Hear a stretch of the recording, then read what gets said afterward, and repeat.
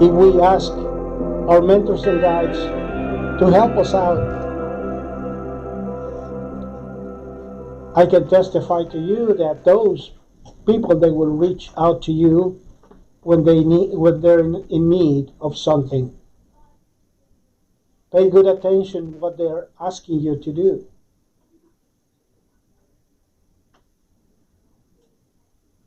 It's so grateful to the opportunities that we receive in order for us to serve others. We can start with our neighbors. Do we really know the names of our neighbors? Do we know what kind of needs do they have? Or do we wait until they come up to us asking for help? We can notice in their faces certain signs of distress. And that's a time that we have to act upon them and try to relieve their sufferings. Try to understand doubts that they may be worrying them. Do we care for our family members? Do we remember all of them? Or just the ones that they help us out, or the ones that they sympathize with us? Do we contact friends or family members that they hate us? Most of the time we don't, but we should. Because it is my testimony that if we know someone that we did not really receive great acceptance from them, if we come and reach out to them, most of the time our differences, they can be solved right there and then. And wrong ideas from the past can be solved and will become just wrong ideas, and both of us conversating, talking about those things that they're bothering them, then great love and compassion can come up. You'll be surprised when you come to an enemy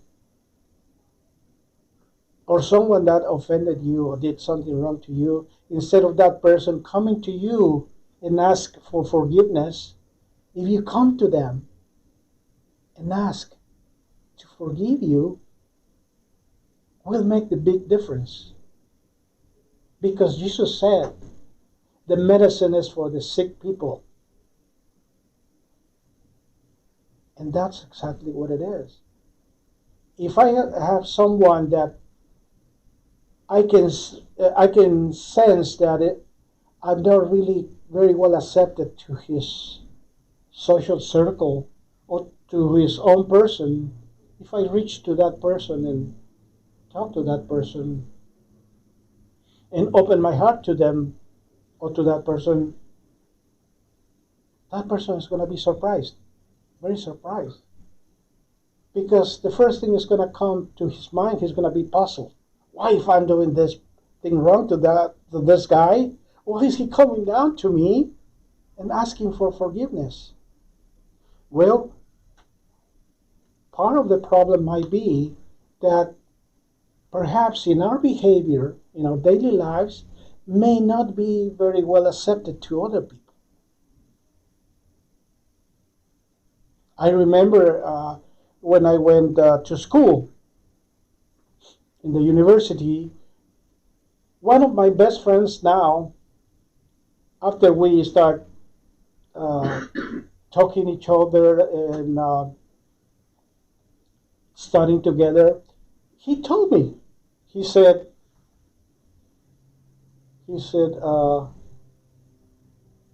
my name. He said, when I met you, I didn't like you.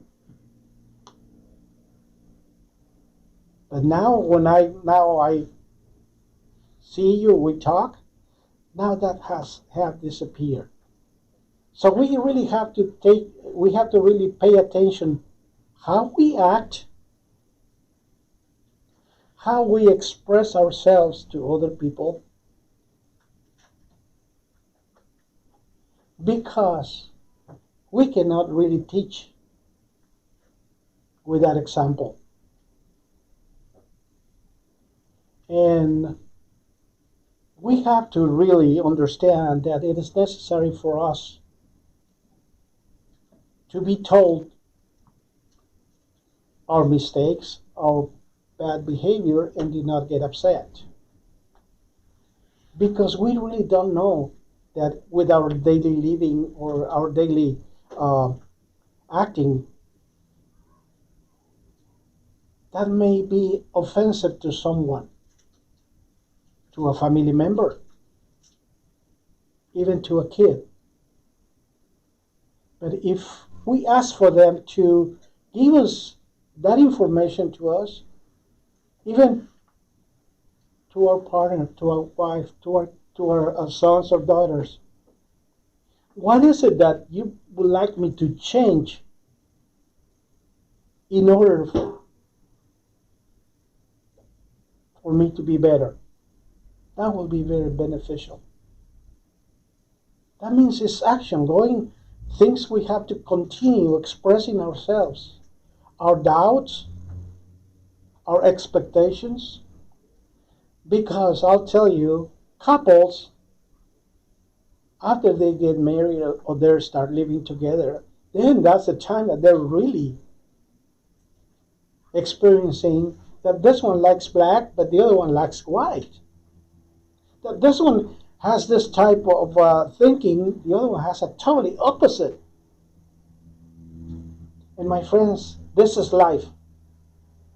So one has to come to the other one with 2 coins and deposit into the other one. That's sharing. And that's very fundamental. In our society that we need to increase in a higher level intellectually and morally, that is very, very beneficial, taking that example of that widow. To give, to act upon, to to the extent of our limitations. We cannot really go beyond what we cannot do. Then we will be in a bad shape. They will not see us. But let's just do baby steps, just little things. I've my next door neighbor. When I get out of my house, the first thing I look and see if she's there because she's always doing something. First thing I say, good morning. I know another neighbor. She's also having some very high blood pressure. So she comes and I take her blood pressure and tell her, you have to take the medication accordingly to this or the way she's feeling. And it's funny because sometimes when I get out of my house to go to work, then on the side of the door, there's something hanging in there.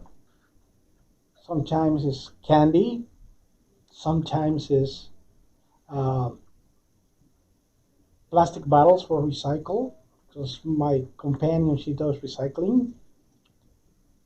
She comes with a little box of pumpkin seeds, and she's so funny because she doesn't really, if I ask her, what is this? And instead of saying it's a pumpkin seed, she doesn't know how to say it because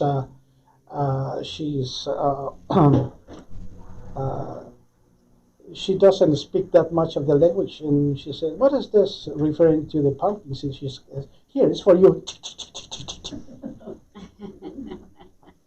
Do you see how the feeling that we express to other people when we give? We don't have to give big amounts. Only the 2 coins of the little mite. Sometimes those 2 coins, they're contained in our lovely words that we can express to someone.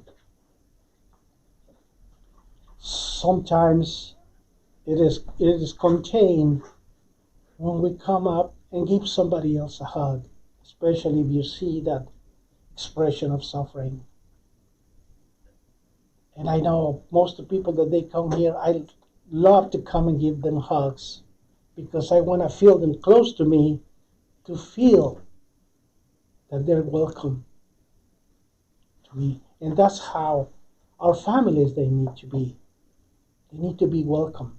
Our neighbors, they need to be welcome. We need to put a little bit more of effort into that, but do it on your own leisure time. Because if you're in a rush and a person comes to you for a need, you may not have the enough attention or the enough time to listen to that person. And believe me, lately I've been learning that listening to people is very, very fundamental to them. That's part of the sharing. That's part of the love. And charity is just the pure love of Christ. Sharing Spiritism is another way of put the 2 coins of the widow's mite. Let's teach every single person in the world that life continues. Life never stops. If we have a breakdown, if we have a depression, let's think about that's going to be just for a few minutes. Life continues. And the life that we're coming up to is a lot greater than we're suffering or what we're suffering or passing through right now in this mission that we are on here. What is awaiting to us in the future, I can reassure you that is a lot greater than what we're having right now. Forget about if you're passing by and the guy, he bumps onto you. Forget about that somebody is driving crazy on the freeway. Or you come up to your work and that person is in a bad mood and start sometimes even cussing you. For no reason. You haven't done nothing. It is just because the state of mind that some people they might get, and we also do get like that, has to be changed. In other words, we're heading to a better future. We're heading to the spiritual world where everything is going to be clear, where everything is going to be taught, where everything that we are learning right now is going to be taken an account for. This, my friends, enriches my soul, my whole spirit to continue on practicing charity. I testify to you that the great feeling after practicing the charity and seeing and smiling someone, I will not change that for the whole money in the world. Because that's exactly where we're going to take when we go to the other side. When we go to the spiritual realm, imagine all those people that you did all this charity, they will be waiting for you there to say to you, welcome home. Welcome, my friend. Thank you so much for all your help. This is our time, my friends, to practice the charity, to practice the widow's mite's example. And with this, my friends, I share these things in the name of our Savior, Jesus Christ. Amen.